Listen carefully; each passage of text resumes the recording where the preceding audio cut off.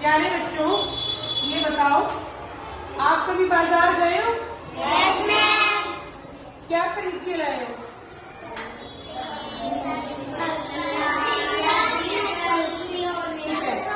ठीक है। राशन की दुकान पर कौन कौन गया? मम्मी पापा के साथ कोई राशन लेने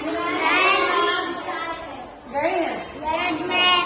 ये बताओ, जब आप दुकानदार से दाल चावल चीनी कुछ मांगते हो तो तुम ऐसे डाल के देते हैं, तोल के देते हैं? तोल के। अगर आपको चावल लेने हैं और आपने दुकानदार को बोला कि मुझे 2 किलो चावल दो, तो दुकानदार कैसे देता है? कोई बताएगा जिसने देखा है? बताओ। Very good. तराजू में 2 किलो का बाट रखते हैं और दूसरे तराजू में चावल डालते हैं। जब वो दोनों बराबर आ जाते हैं तो बराबर हो गया, तो इसके मतलब 2 किलो चावल हो गए।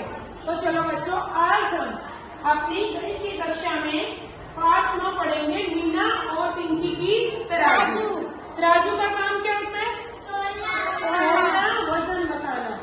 आपके आसपास दैनिक जीवन में जो आप वस्तुओं का प्रयोग करते हो, उनको आप कैसे तोल के लाते हो? कैसे पता चलता है किसका वजन कितना है? तो ये वजन बताने का काम कौन करती है? तराजू करती है। अब ये बताओ, सबसे पहले अगर हम बात करें, अगर तराजू, जब ये तराजू है, इसके पलड़े आपस में बराबर है, तो इसका मतलब वजन दोनों में क्या है? बराबर है। यानी कि इसमें जो बाट रखा है उसी के बराबर दूसरे में वजन है। समझ में आ गया ये? Yes ma'am. ठीक है। अब जो पलड़ा झुक जाता है उसका वजन क्या होता है? कम या ज्यादा? ज्यादा।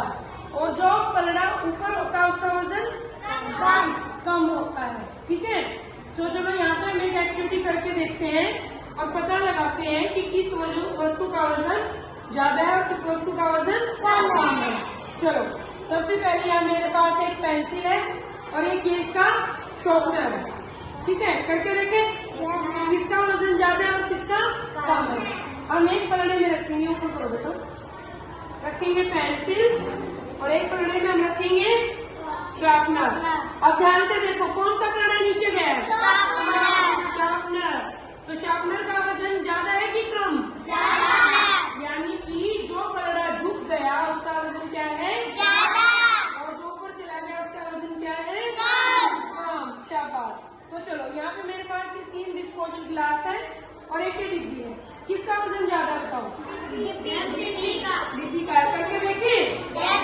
तो चलो, एक पलड़े में हम रख देते हैं गिलास और एक में रखते हैं डिब्बी।